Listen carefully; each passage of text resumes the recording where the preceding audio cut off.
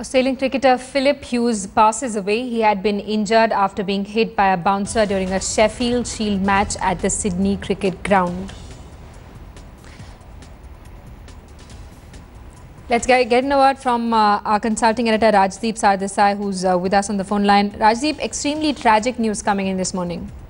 Absolutely. This is terrible news because to hear of a cricketer dying on a cricket field as a result of a bouncer being hit in the age of helmets and in the age of protective equipment is a terrible shocker. Phil Hughes was all set to make his comeback to the Australian team, and to think that in that comeback match he should be hit by a bouncer by a former teammate is terribly tragic news. It's a long time since in a first-class match a cricketer has been injured in a manner that he's actually died on the field.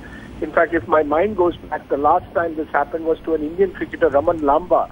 That was when he was fielding, and that was more than 20 years ago, because we thought that in the last 20 years, with the arrival of helmets, and Phil Hughes was wearing a helmet, remember, when he was batting, to think that in this day and age, someone would actually die on a cricket field as a result of a ball hitting him.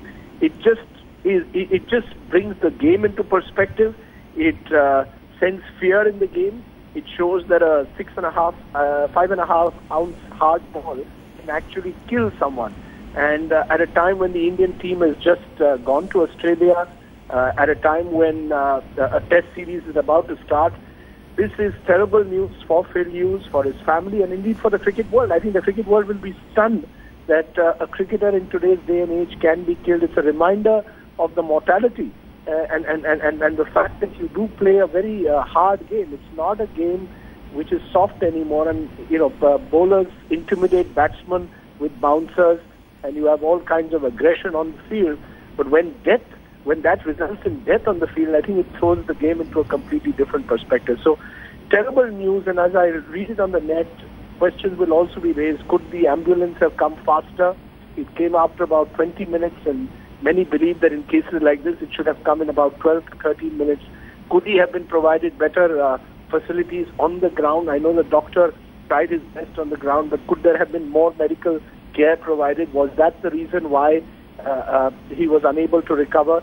But I'm told he had a fractured skull in the end, and it's a very tragic story, and possibly the first-class death on a cricket field of this kind ever since I can really remember.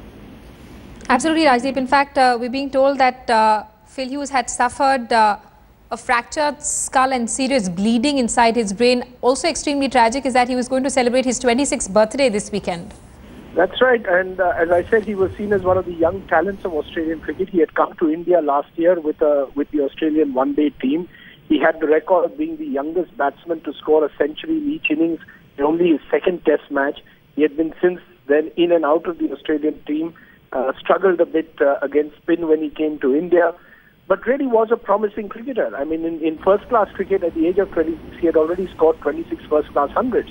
And, as I said, it happened at the Sydney Cricket Ground. He used to play for New South Wales and has now shifted to South Australia. His former teammates were bowling at him. And think about the poor bowler. Sean Abbott today must be absolutely distraught, because here is someone who, was your former teammate. You're playing him in a match, and you've killed him. A ball delivered by you has killed him. No blame can be attached to Sean Abbott. He was playing a cricket match.